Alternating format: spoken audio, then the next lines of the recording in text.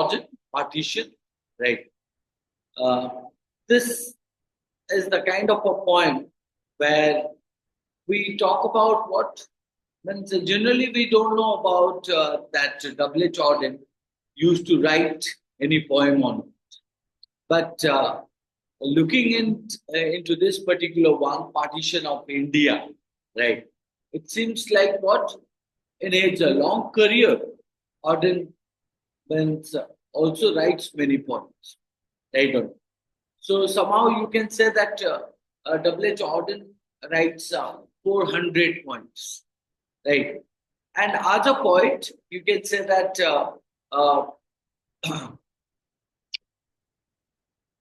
his poems are specifically indicating to what you can say that war, right, and partitions, all such kind of things, and for which you could also find out his a poem or poetry style changed after his immigration, right? So immigration to the where? The immigration to the United States of America. And after that, he wrote many criticisms. So in his early years in America, you can find out W.H. Auden underlined the importance of metaphysics. So, and one of the, you can say that one of the essay where he mentions about what societies who come to grief if and when they are confronted by problems for which their technique or their metaphysics or both are insufficient. Now, this is the kind of a line where which he mentioned in a Amidst and allegory. Yeah.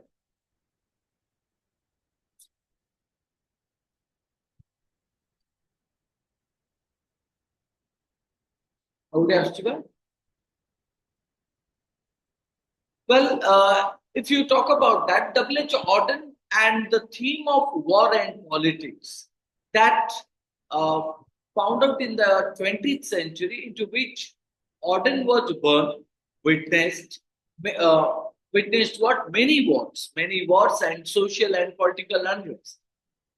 Hence, you can say that it comes as no major shock to know that Auden was deeply involved and concerned about the social, political, and religious religious issues of its time. His poetry is often based on what such themes of war. What kind of themes? That called as war and politics, right? So not only war and politics, you will also find out conflict and the human condition arising out of these conflicts. The wars of the 20th century and its consequence, therefore, from central theme of his poetry. W.H. Auden was interested in different fields, and you can find out intellectual upheavals from Freud and Homerland to Marx and Soren Kierkegaard. Now, please to understand, these are nothing but the writers, right? If you talk about Freud, it means you are talking about Sigmund Freud. When you talk about Marx, it means you are talking about Karl Marx, right? So that's what you would find out. Means he was interested in knowledgeable people like Freud, Homerland, to Marx and Soren Kierkegaard. So he also took an active interest in the Spanish Civil War and the Japanese invasion of China, and volunteered or serviced in the Spanish Civil War as a fighter and an ambulance driver. So W.H. Auden witnessed not only deaths and human sufferings, but the total destruction of Barcelona, and you can say that the destruction of churches and mass execution of clergymen. When you say that clergymen, it means you are referring to the church people. So it is believed that what this incident probably led him to go back to the church.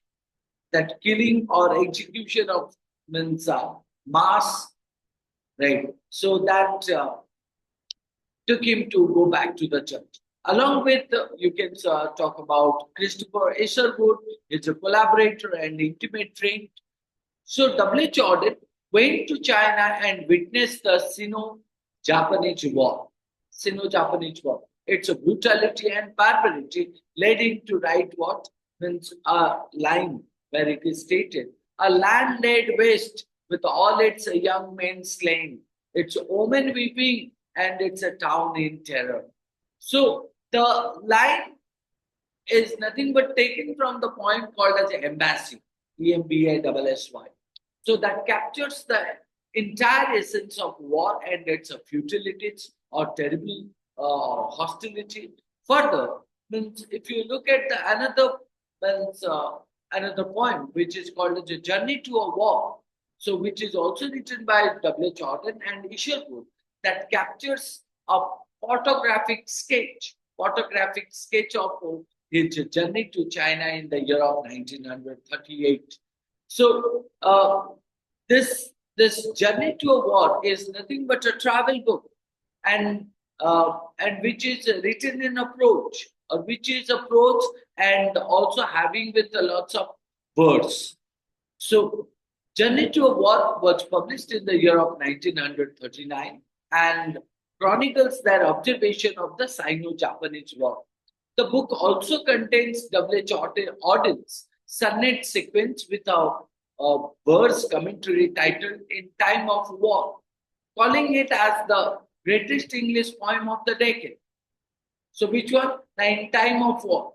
So that is nothing but called the greatest English poem of the decade.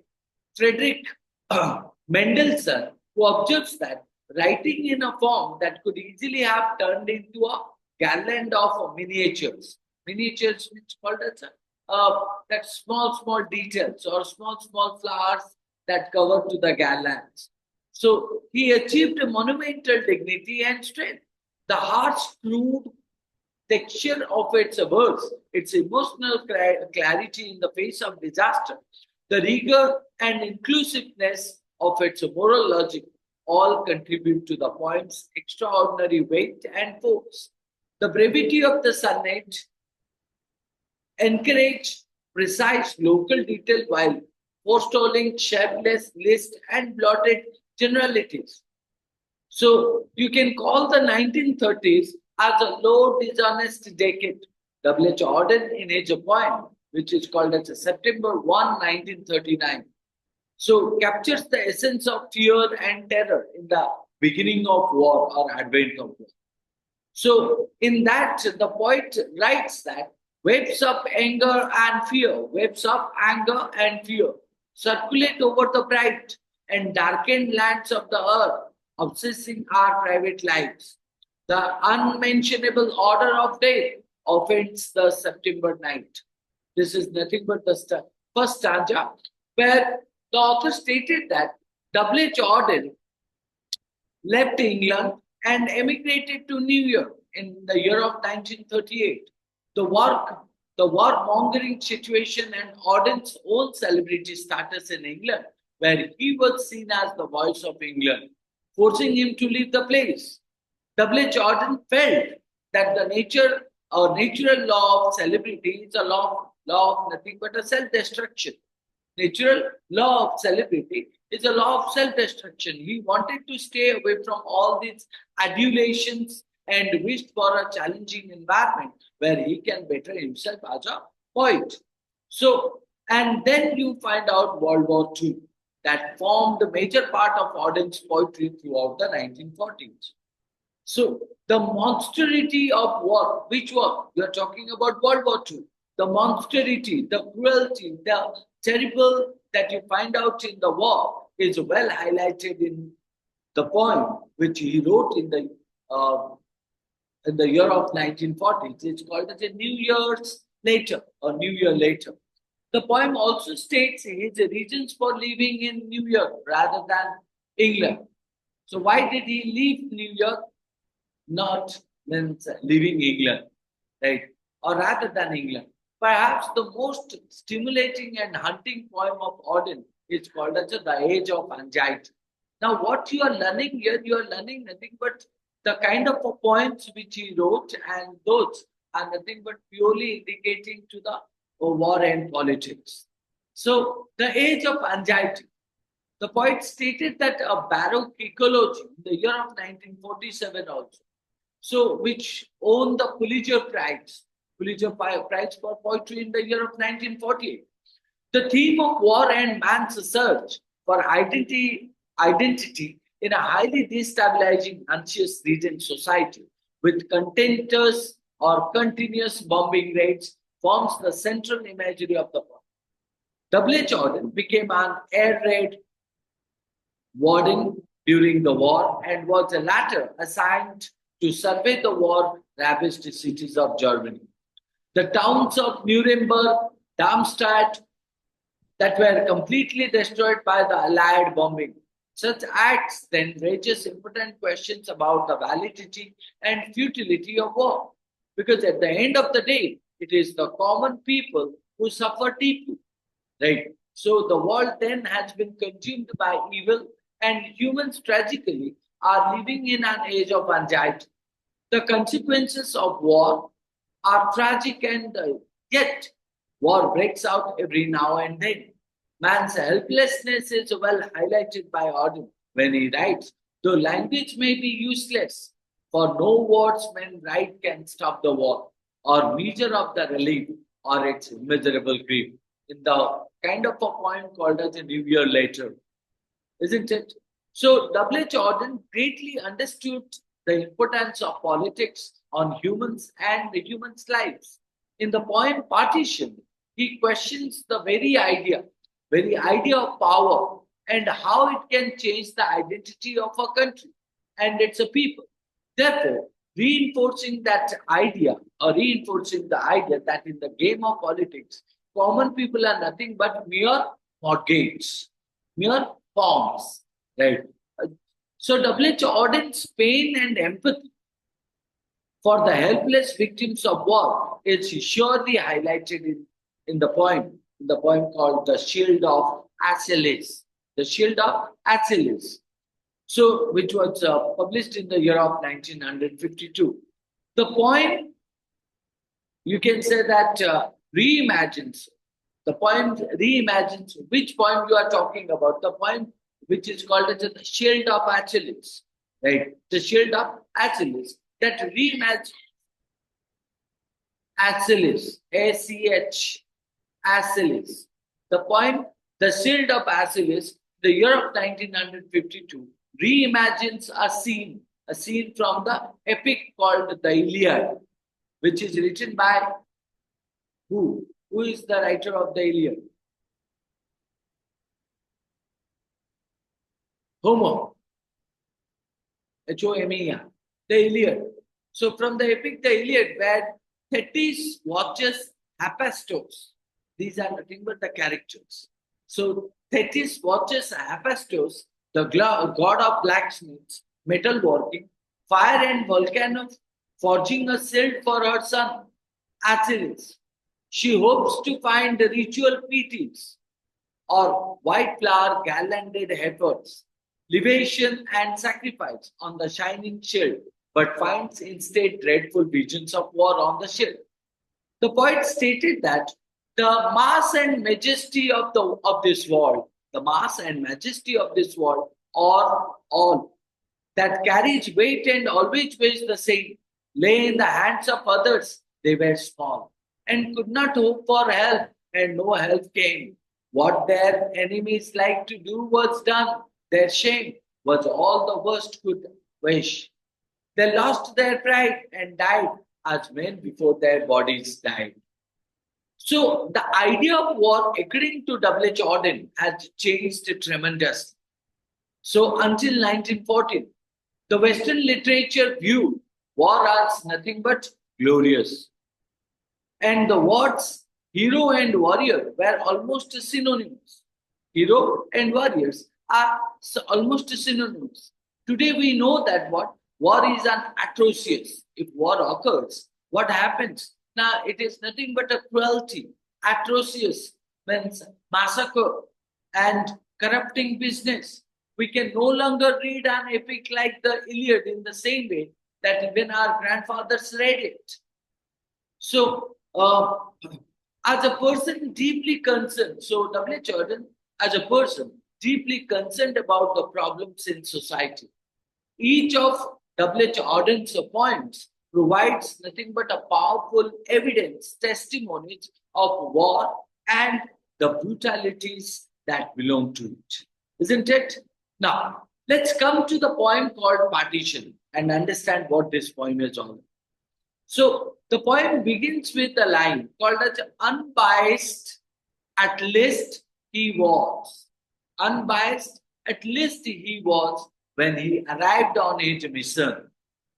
Having never set eyes on the land, he was called to partition. Between two peoples fanatically at odds with the different tides and incompatible gods. Time they had briefed him in London is short. It's too late for mutual reconciliation or rational debate. The only solution now lies in separation. The Viceroy thinks, as you will see from his letter, that the less you are seen in his company, the better. So we have arranged to provide you with other accommodation. We can give you 4 judges, 2 Muslim and 2 Hindu, to consult with, but the final decision must rest with you. Shut up in a lonely mansion with the police night and day, patrolling the gardens to keep the assassins away. He got down to work to the task of settling the fate of millions. The maps at his disposal were out of date, and the census returns almost certainly incorrect, but there was no time to check them, no time to inspect. Contested areas, the weather was frightfully hot, and a bout of dysentery kept him constantly on the trot. But in 7 weeks it was done. The frontiers decided. A continent for better or worse divided. The next day he sailed for England, where he could quickly forget the case, as a good lawyer must. Return he would not, afraid as he told it a clown that he might get shot.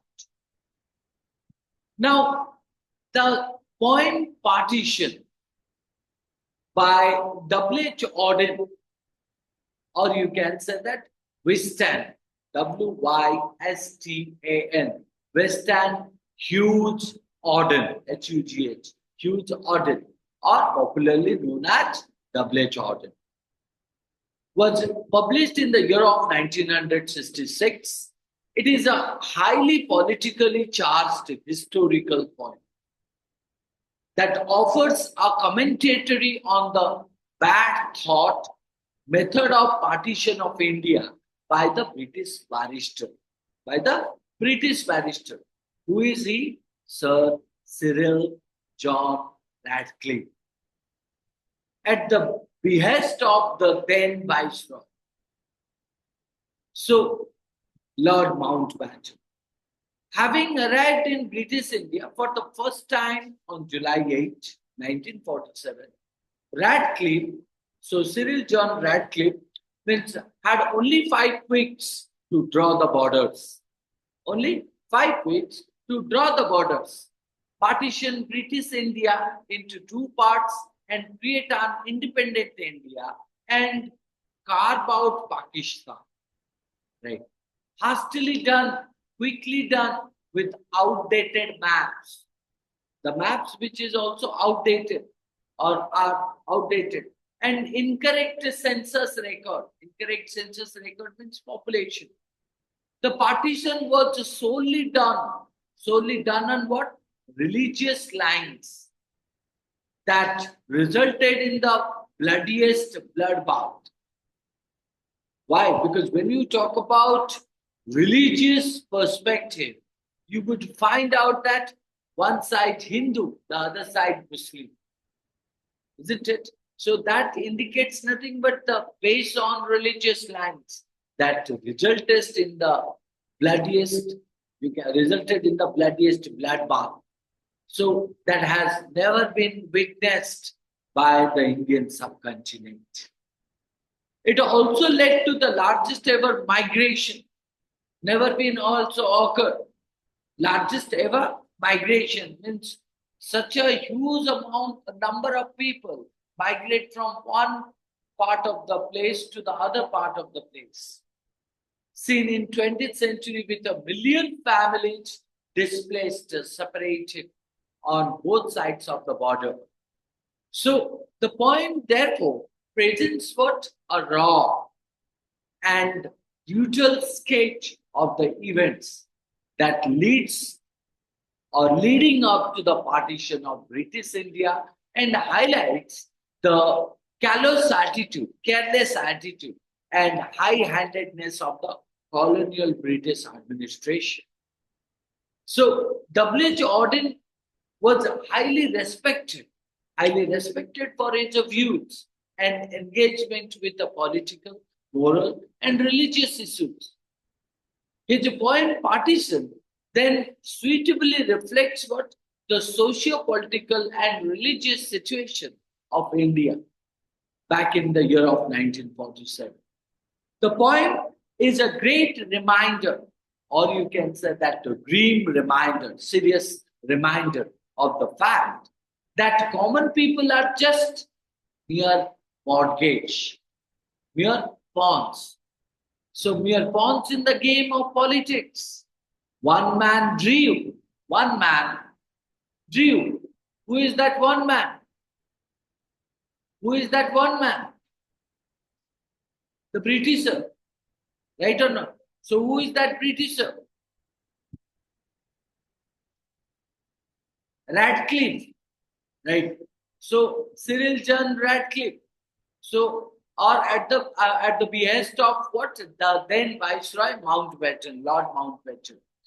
So what you would find out that means one person who made nothing but what put all the people in a in a kind of a situation. You can say that one man drew and decided the life of millions of people. Its lines sketched in the memories of the victims of the partition, like a deep scar. Scar means injury mark. Deep scar. A scar that may physically fade away. If a scar occurred to you, it will means fade away very soon. If it is a physical one, then it will fade away. So, but it's a kind of a scar that leaves its remnants mentally. So, with whom it occurs, so he remembers it forever, isn't it? So, the dance of death, remnants is referring to a person, right, who is physically affected with a kind of a scar, maybe fade away, but remembers the pain is still there, right? So the dance of death during and after the partition of India, the dance of death means during that period of time and after the partition of India. Now, even today also you can find out continues as its after effect are being felt till today, right? So, in this particular poem, if you say that the first stanza, there are 3 stanzas. So, the first stanza informs us about what the arrival of Sir Cyril John Radcliffe to India for his mission. So, the mission of what? Partitioning British India into India and Pakistan. So, Sir Radcliffe was unbiased. Unbiased, you understand? Neutral. On his arrival in India. However, the phrase at least in the poem, given in the poem, highlights that what he became biased after his arrival in India. So, he has never been to the Indian soil before, as the poem suggests that, and yet he was called upon to divide the country geographically. If you did not visit to the country, then how do you know the geographical part of the country, isn't it? So, which ultimately changed the fate of the entire Indian subcontinent. He was called at the behest of the then Viceroy. So at that time, the Viceroy was Lord Mountbatten, right? So means, and he called whom? He called Sir Radcliffe. Lord Mountbatten to means divide the country as two fanatical factions. When you say that fanatical faction, it means called as disrespecting to the religion, right? And to make a kind of a evil thought in their mind to create the scene between the two religions.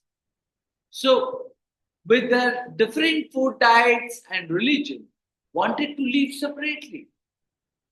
Not only to live to community, live to, people's religions and food diets, isn't it? So the partition, therefore, was solely or only made on religious grounds, right? So Radcliffe was informed in London that the time was base for any mutual reconciliation. You shall not do any kind of a mutual reconciliation, or you shall not do any logical debate, rational debate. So, and therefore, separation or partition was the only solution left, isn't it? Which is considered as the incontrovertible, right? It is the end. So, which had to be done immediately. The poem further informs us that the Viceroy wrote Radcliffe a letter. Who was the Viceroy? Then Lord Mountbatten wrote Radcliffe a letter in which he was advised not to be seen with the Viceroy for his benefit. Not to be seen with the Viceroy for his benefit. So certain arrangements were made for Sir Radcliffe upon his arrival in India, which included accommodation, and he was given the company of 4 judges. So who are those 4 judges? 2 Hindus, 2 Muslims. So he was advised, Radcliffe was advised to consult with these 4 judges before making a decision. So the ultimate decision of partition, however, solely rests with Sir Radcliffe, as the last line of the poem suggests. Now, what do you find out that the Britishers did here? The Britishers were very, cunning in nature. So what did they do? They sent Sir Radcliffe, they pointed that, or they wanted to show the country that it is an unbiased verdict. It is an unbiased verdict where with Sir Radcliffe association will be 4 judges, 2 Hindus and 2 Muslims.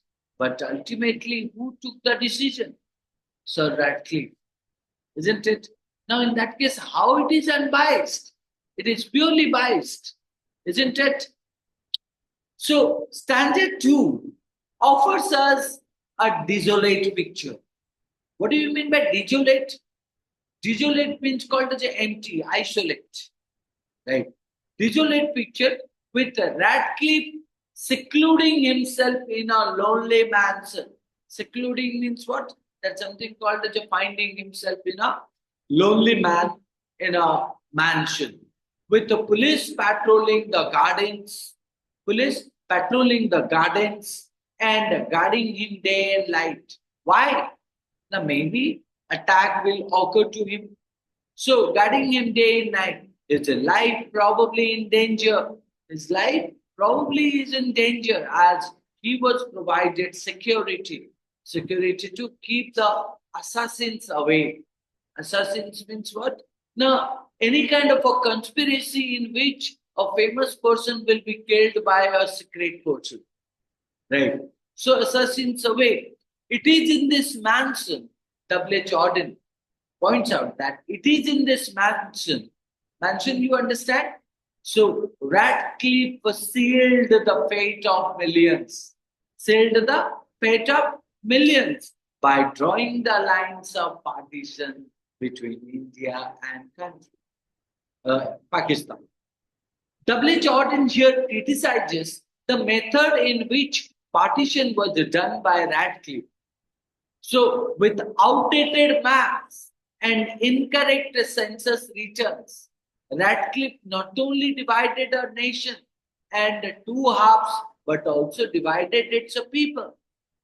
So, displaced them from their homes, dislodged their identity, and finally leading to the slaughter of millions.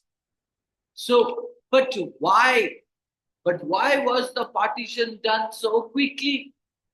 Why was partition done so quickly? So, W.H. Auden pointed out here that there was no time either to check the records or go and inspect the contested areas. So, and just like that, a decision was made, a life-changing decision for everyone. W.H. Auden in this second stanza also highlights the infamous hot climate of the subcontinent, which was hated by the Britishers. So Britishers do not like the kind of infamous hot climate, isn't it? So, which was hated by the Britishers. W.H. Auden, however, exaggerates the climate of India and stated that leveling it as a frightfully hot, terrible hot, the extreme heat and the bouts of dysentery terribly affected Radcliffe. Dysentery means called as he suffered also. So, but in 7 weeks, the boundary was drawn. So frontiers decided and an independent India and a new Pakistan was created. A nation thereby was partitioned and a continent was created quickly. So for better or worse, only time would tell for the colonial masters. Colonial master means foreigners, Britishers, who hardly cared about whom? The fate of the people of the Indian subcontinent.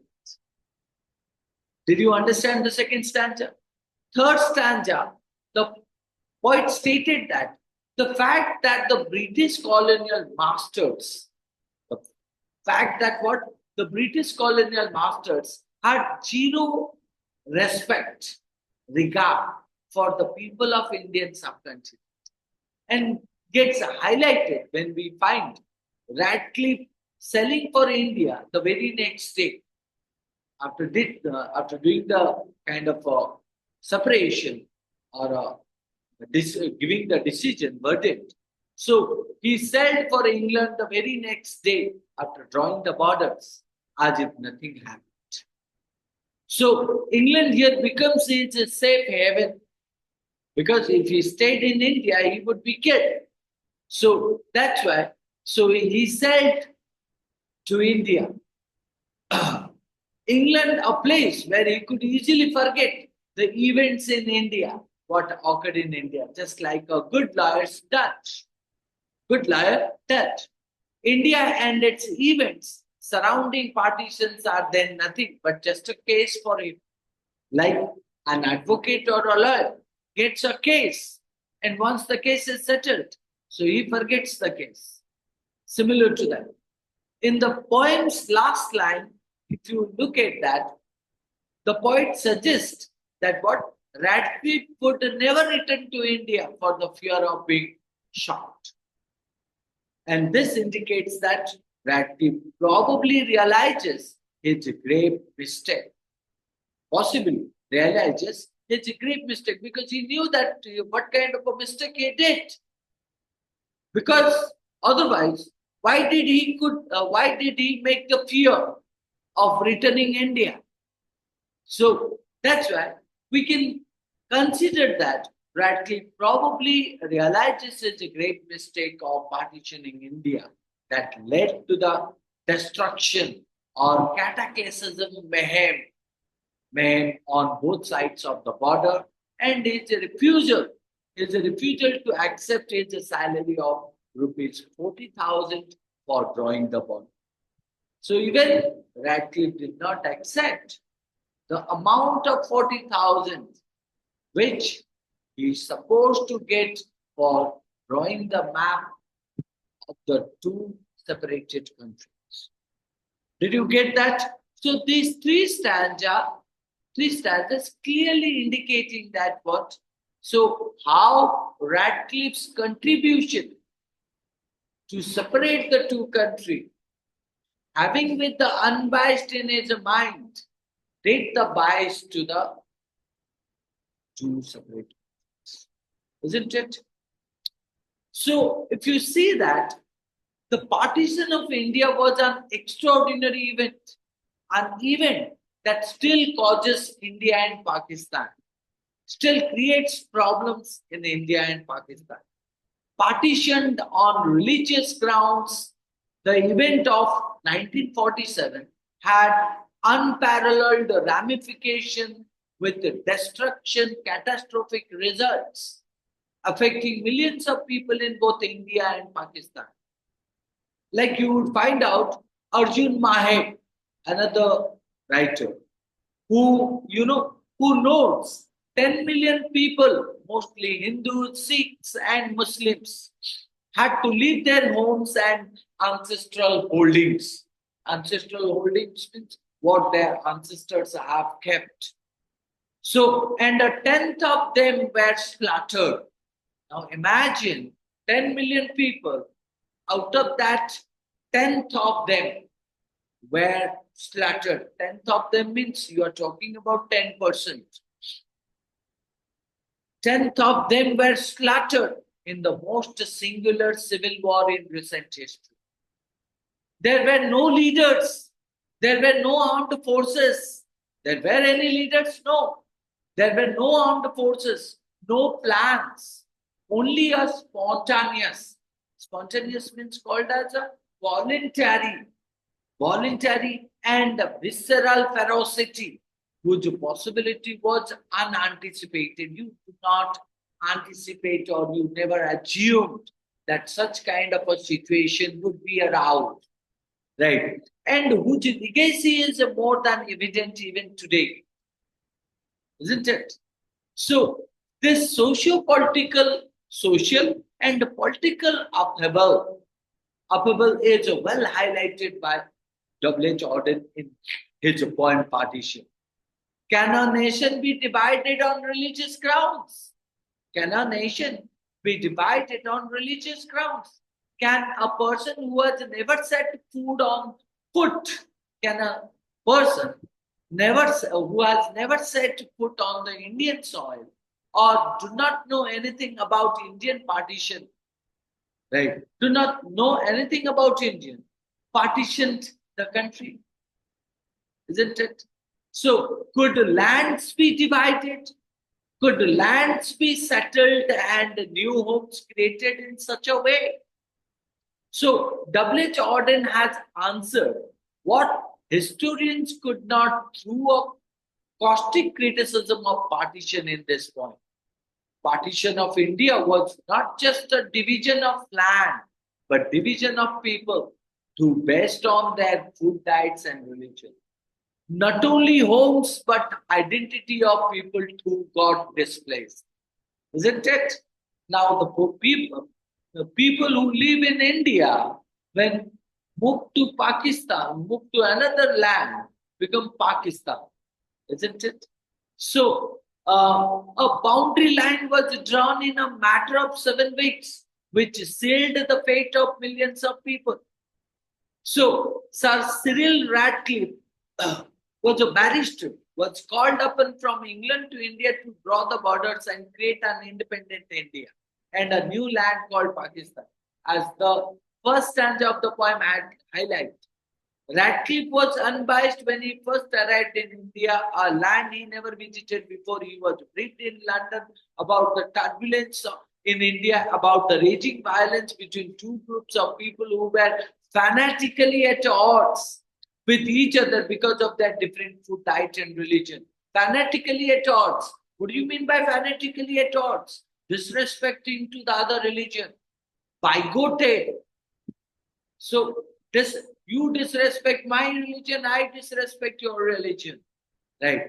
So means taking the advantage of that. So with each other, because of that, even they do have a different food diet and religion. So you find out the line where it is stated, time is short. Time, it's short. He was informed and there was hardly any time left for mutual reconciliation. So separation is the final option. Therefore, was the only solution left. And Radcliffe did separate the land into two with the outdated maps and incorrect census returns. He was given 4 judges, 2 Muslims and 2 Hindus, with whom he could consult. However, it is surprising that Radcliffe, who never set foot in India and is a white colonizer, has the final say in drawing the fate of millions of colonized people. Tucked in is a heavily fortified, lonely mansion with the police guarding him night and day for the fear of assassins. Radcliffe drew the border in 7 weeks without even visiting the contested areas. There was hardly any inspection into people's claims and their feelings. The reference to India's hot weather and Radcliffe's bout of dysentery indicates his urgent immediacy to partition British India into two and therefore divide a land for better or worse. So, what do you find out in this particular point? That what the point, nevertheless, looks at the unjust manner in which British India was a partition into two, India and Pakistan. It criticizes the Britishers. It criticizes the British workforce. Not only British workforce, and you also said that administration, British administration, that relied on outdated maps and incorrect census records to partition British India by a man who never visited India before.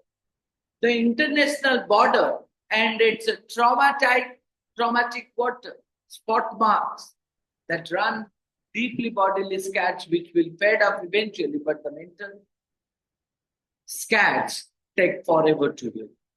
Partition left people with nothing but terror and confusion. The political absurdity, as critiqued in the poem, is unmissable, and that is what makes W.H. Auden a respected political poet who understood the nature and limits of political power. Right. This is nothing but a 3-stanza poem that called as a partition written by W.H., in which he is trying to criticize, which he criticized to the Britishers.